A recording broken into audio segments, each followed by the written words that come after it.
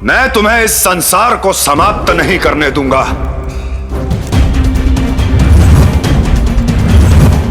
बाहर आओ और बताओ तुमने देवी छाया को कहां छुपाया हुआ है।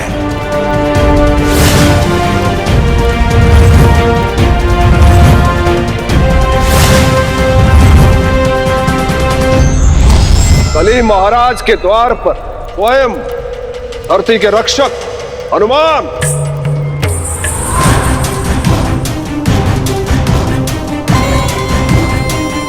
तो कलयुग के इस अधर्म में राहु और केतु भी सम्मिलित हैं। नहीं नहीं हनुमान जी, मैं तो भाग रहा था, वो तो इस राहु ने मुझे पकड़ लिया। लगता है बचपन की मार अब तक भूले नहीं हो केतु। उचित है। तो बताओ कलयुग ने देवी छाया को कहां छुपाया है? छाया? किसकी छाया? मेरी छाया? मैं तुम्हारी छाया की नहीं, सूर्यदेव की पत्नी देवी छाया की बात कर रहा हूं। हनुमान जी, जब से आपने अपनी कथा से हमें समझाया है, हम समझ गए। तब से हमने ना तो सूर्यदेव को देखा है और ना ही सूर्य पत्नी की ओर। कलयुग कोई छल करे और तुम लोगों को ज्ञात ना हो, ऐसा हो नहीं सकता। पर लगता है तुम दोनों मुझे ऐसे कुछ नहीं बताने वाले। तो ठीक है। नहीं। अब तुमसे मैं नहीं, मेरी एक गदा पूछेगी।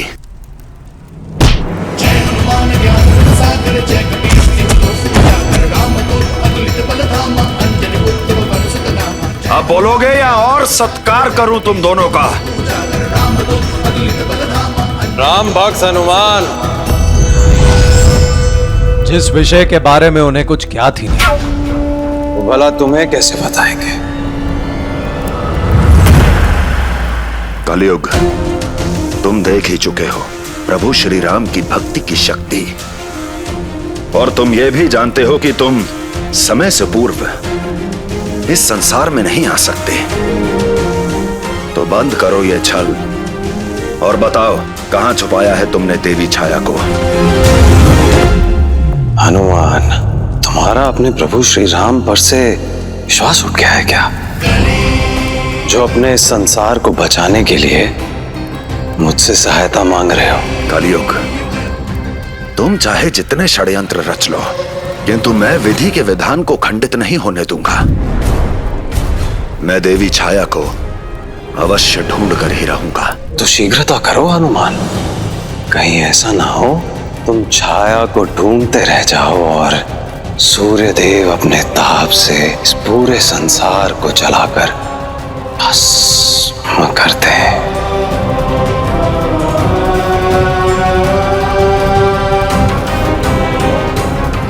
देखा हनुमान, सूर्यदेव की कोमल किरणें कैसे अग्नि का रूप ले रही हैं। जाओ संकट मोचन हनुमान और बचाओ अपने संसार को।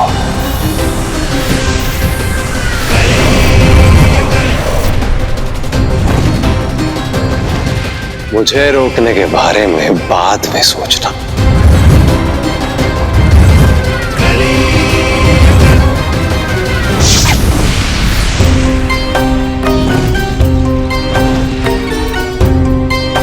धन्य भाग हमारे जो हम सब पर हनुमान जी की कृपा, अन्यथा पहले छाया गई अब जीवन जाता। किंतु काका, जल की एक बूंद भला हमारी कब तक रक्षा कर पाएगी?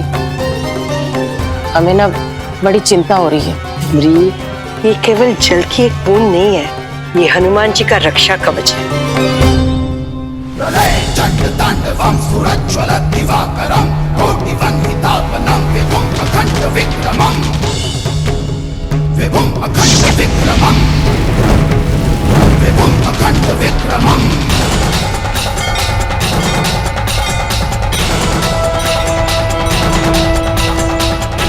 माई काकी, ये कंपन कैसा?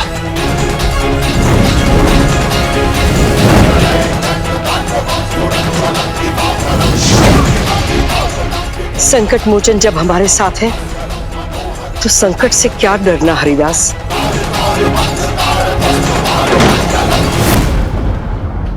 माई काकी, हम ये नहीं कह रहे कि हमें हनुमान जी पर विश्वास नहीं, पर यदि ये रक्षा कवच टूट गया तो? यदि रक्षा कवच टूट गया ना मंजरी, तो भी हनुमान जी हमारी रक्षा करेंगे।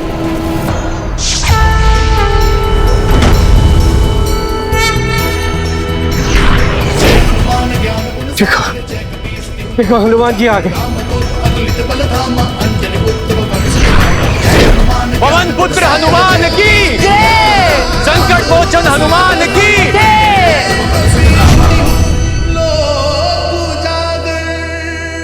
हम जानते थे कि आपके रहते हुए हमें कुछ नहीं होगा, किंतु कुछ ज्ञात हुआ कि ये कैसा संकट है। हाँ माई काकी, कलयुग ने सूर्यदेव की पत्नी देवी छाया को भ्रमित कर दिया है, और वही अपना अस्तित्व पाने के लिए सबकी प्रतिछाया को मिटा रही हैं। हनुमान जी, तो क्या इस संकट को समाप्त करने का कोई मार्ग नहीं? मार्ग तो है मनसुख, किंतु यह समझ नहीं आ रहा कि देवी छाया है कहां। इस संसार में ऐसा कौन सा स्थान है जहां प्रतिछाया को बांध कर रखा जा सकता है? हनुमान जी, आप ही कहते हैं ना कि हर समस्या का हल राम कथा में है, तो क्या राम कथा में इस समस्या का कोई समाधान नहीं होगा? हरिदास, बात तो तुम सत्य बोल रहे हो। प्रभु श्री राम का जीवन चरित्र हर संकट का समाधान है, किंतु उनके जीवन में छाया प्रतिछाया से जुड़ी कोई घटना स्मरण आया। यह तब की बात है जब प्रभु श्री राम और माता सीता पंचवटी में वास कर रहे थे।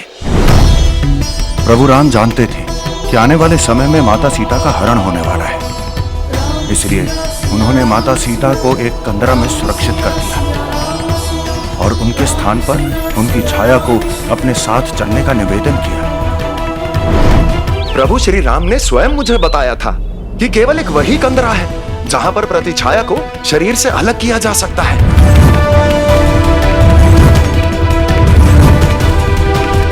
अवश्य ही देवी छाया उसी कंदरा में होंगी। जय श्री राम। भरी उड़ान हनुमत बनी रक्षक, दयावान पीड़ा दुख भंजक। छाया का संकट गहराया, कहाँ छुपी जाने कपिराया। महाबली जो बुद्धिमान है, श्री राम भक्त कपि हनुमान है। हनुमान,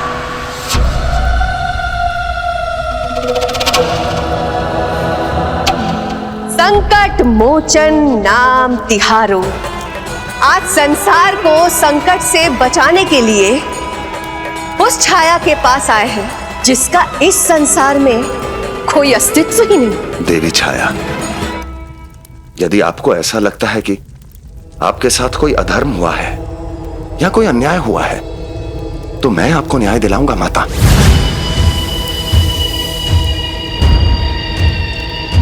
विलंब कर दिया तुमने हनुमान। अपने अधिकार की लड़ाई के लिए मैंने पहले ही कलयुग के हाथ थाम लिया है। देवी छाया, किंतु आपके इस अधिकार की लड़ाई में संसार का क्या दोष?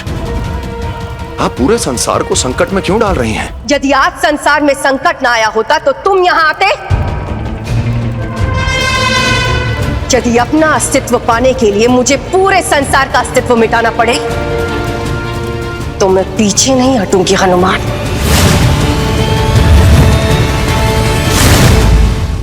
माता, आप जो चाह रही हैं उसके लिए आपको पूरे संसार को मिटाने की कोई आवश्यकता नहीं।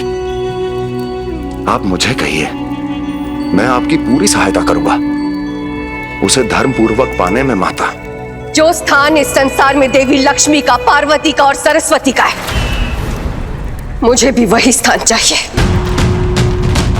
बोलो, क्या तुम और तुम्हारा धर्म दिला पाएगा मुझे वो सम्मान? माता, सम्मान शक्ति से नहीं अपितु संसार का भला करने से मिलता है। मुझे समझाना व्यर्थ होगा हनुमान। क्योंकि जो मैं चाहती हूँ वो मुझे तब मिलेगा जब इस संसार में कलयुग का राज होगा।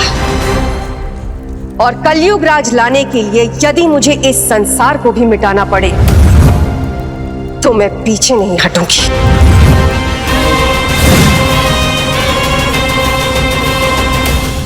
किंतु प्रभु, मैं ये भेद नहीं समझ पाया कि सूर्य देव ने छाया पर क्रोध क्यों किया, जबकि छाया तो संज्ञा की प्रतिछाया थी, उसका तो कोई दोष भी नहीं था। प्रभु देव ऋषि, जब देवी संज्ञा सूर्यदेव का ताप सहन करने के लिए तपस्या करके लौटी तो छाया ने संज्ञा में विलीन होने से मना कर दिया।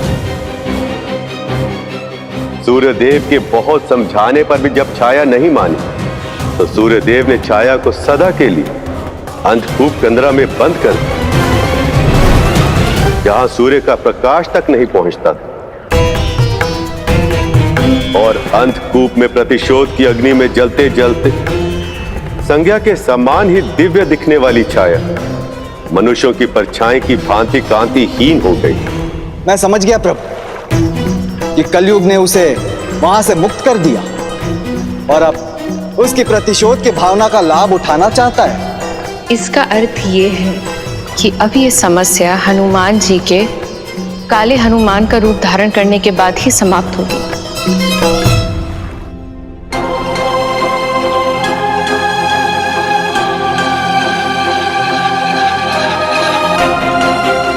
क्रोध में देवी छाया अपना विवेक खो चुकी हैं। अब उन्हें रोकने का केवल एक ही मार्ग है।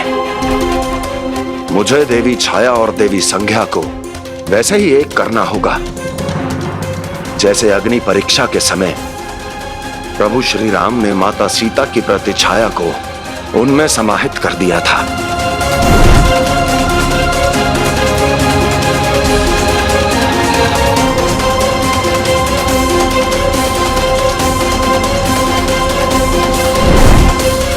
अब सूर्यदेव के ताप से इस संसार को बचाने का एक यही मार्ग है। अब देवी छाया को पुनः बनना होगा देवी संज्ञा की प्रतिछाया। कलयुग महाराज, छाया संसार पर संकट बनती है, पर इससे हनुमान को क्या हानि हो सकती है? जब संसार पर संकट बढ़ता है तब लोग भगवान को ही तो पुकारते हैं, किंतु जब संकट ऐसा हो जो भगवान भी ना मिटा सके तो लोगों के मन में से भक्ति और आस्था मिट जाती है।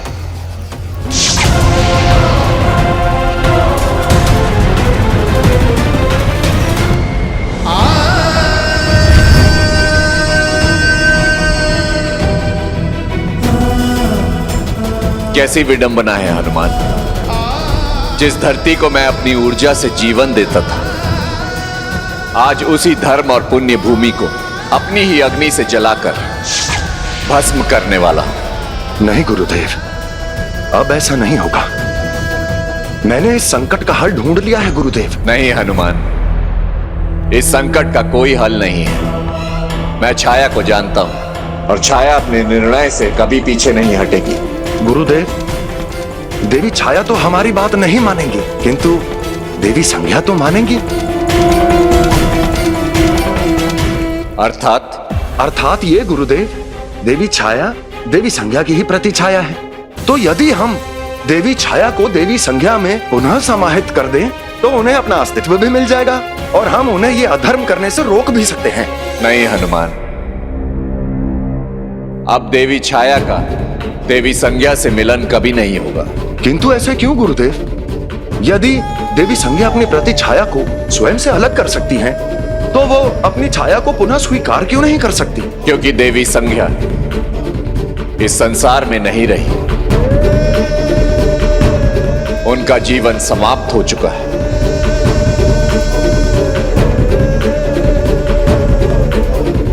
किंतु गुरुदेव, ऐसा कैसे हो सकता है? देवी संज्ञा तो दिव्य शक्ति है, उन्हें तो अमृतत्व प्राप्त है, फिर उनकी मृत्यु कैसे हो सकती है गुरुदेव? इसका कारण भी मैं ही हूं हनुमान। आप? किंतु कैसे गुरुदेव? हनुमान, देवी संध्या अपनी छाया को मेरे समीप छोड़कर तप करने गई ताकि वो मेरा ताप सहन कर सके और अपने तप के पूर्ण होने पर मुझसे मिलने के पूर्व वो मानसरोवर में स्नान करने गई। कौतूहलवश मैं भी संध्या से मिलने के लिए मानसरोवर चला गया, लेकिन वहां राहु केतु को देखकर मुझे संदेह हुआ कि देवी संध्या ने फिर से मेरे साथ कोई छल किया है और क्रोधवश बिना कुछ विचारे मैंने संज्ञा को अपनी अग्नि से जलाकर भस्म कर दिया।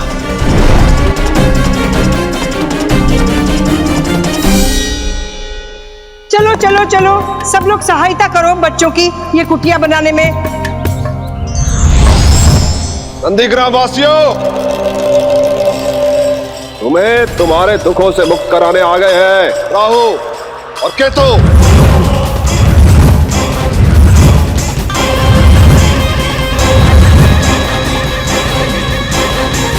ये सुरक्षा कवच को भेद कर भीतर कैसे आ गए? क्योंकि हम राहु केतु हैं, ब्रह्मांड के किसी भी कोने में आ जा सकते हैं। ये सुरक्षा कवच तुम्हें सूर्य के ताप से तो बचा सकता है, किंतु हमारे प्रकोप से कैसे बचाएगा? बस तुम्हें उस हनुमान की भक्ति छोड़कर कलयुग महाराज पर विश्वास करना होगा और तुम्हारी सारी समस्याएं समाप्त। यदि तुम सबने हमारी बात नहीं मानी तो बात तो अब तुम हमारी मानो। हनुमान जी के आने से पहले तुम कहीं छिप जाओ, मार खाने से बच जाओगे।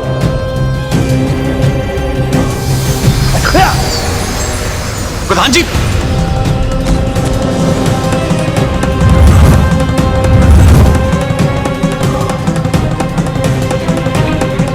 राहु केतु दिखा देते हैं राहु केतु को कि ये हनुमान सेना क्या कर सकती है। अच्छा,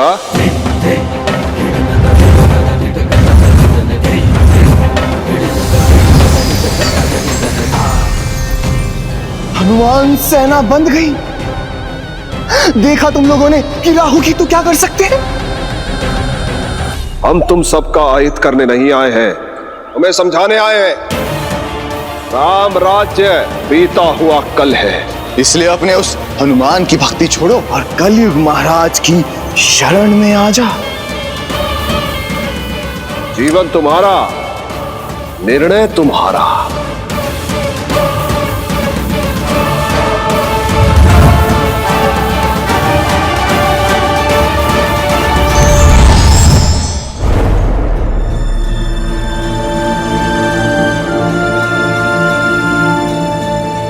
हनुमान, मेरी उस दिन की भूल का दंड अब सारे संसार को भुगतना होगा। जैसे उस दिन मैंने संध्या को भस्म कर दिया था, मुझे भय है कि उसी तरह मैं संसार को अपनी अग्नि से जलाकर भस्म न कर दूं। नहीं गुरुदेव, मैं ये अनर्थ नहीं होने दूंगा। इसे रोकने का अवश्य कोई ना कोई मार्ग होगा गुरुदेव। नहीं हनुमान, कोई मार्ग नहीं है। छाया को केवल संज्ञा ही रोक सकती थी, अब संज्ञा ही नहीं रही तो तुम कैसे रोकोगे इस महाअनर्थ को? गुरुदेव, देवी संज्ञा का केवल स्थूल शरीर नष्ट हुआ है, किंतु उनकी दिव्य आत्मा तो अब भी जीवित है।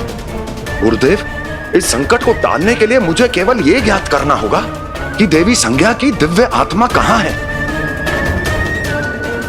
गुरुदेव, मुझे आज्ञा दीजिए। जय श्री राम। हे संकट मोचन हनुमान, इस संसार को नष्ट करने वाले इस अभिशाप से केवल आप ही मुझे बचा सकते हैं।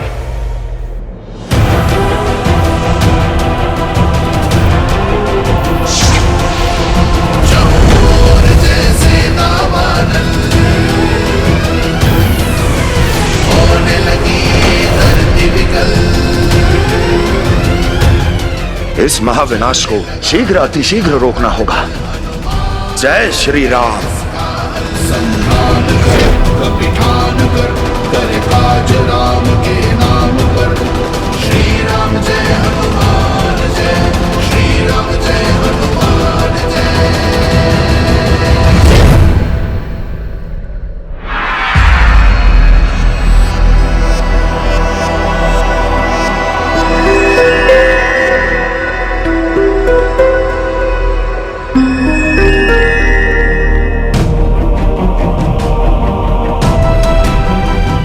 संसार की सभी पवित्र आत्माएं पितृलोक में वास करती हैं।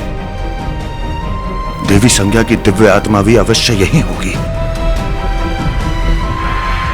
ये सभी पवित्र आत्माओं के रक्षक, सभी पितरों के आदिपति आर्य मां, दर्शन दो मुझे।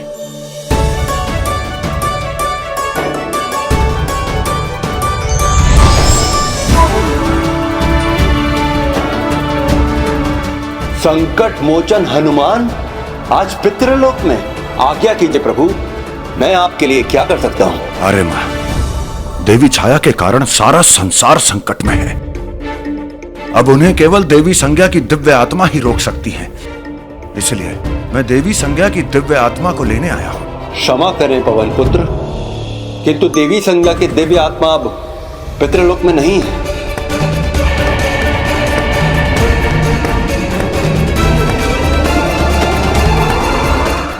अपने पसंदीदा शो के फुल एपिसोड देखने के लिए अभी डाउनलोड करें दंगल प्ले ऐप।